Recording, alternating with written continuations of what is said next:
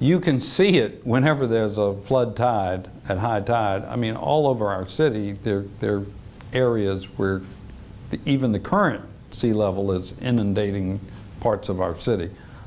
Lockwood is close to coming over at some high tides. My brother lives right across the street, and you go up East Bay Street, right up the street here, at probably 20, 30 times a year, it's over Lower Morrison Drive, Upper East Bay Street. So we already have a problem, and tied in with our long-standing drainage problems, they need to be addressed.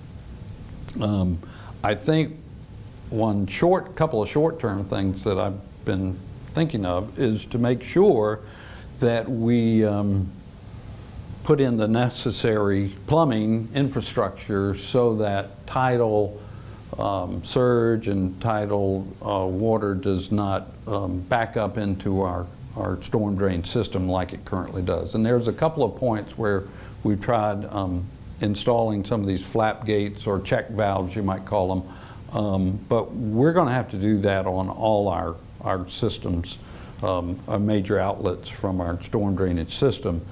And it's going to require some real maintenance to our system because over the years, you know, we're over a 300-year-old city, there's been inappropriate tie-ins from our sewer and our storm drainage system, and they're connected in ways they shouldn't be, and so you get water from one infiltrating the other, and so some real maintenance dollars needs to be dedicated to our drainage system.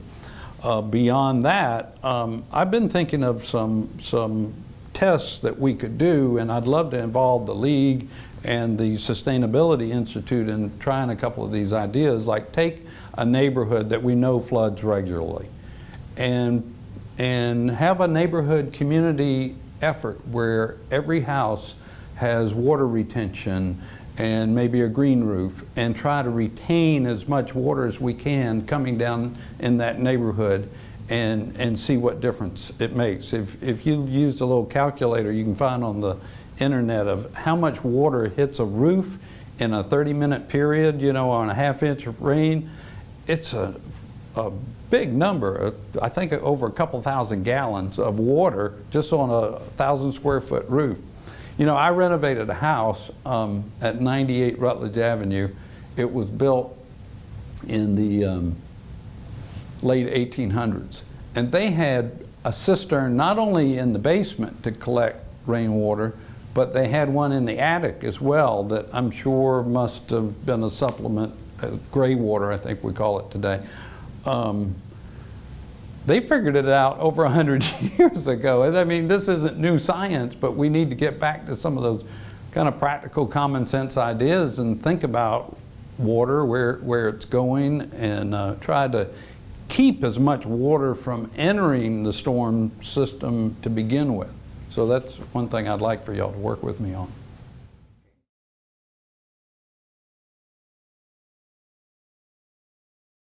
Well, the green plan is a very comprehensive plan. I mean, there were so many initiatives suggested there. I believe City Council accepted it, but didn't actually officially adopt it, with the thought that you pick through it and pick those items that you can put into place and reasonably and practically,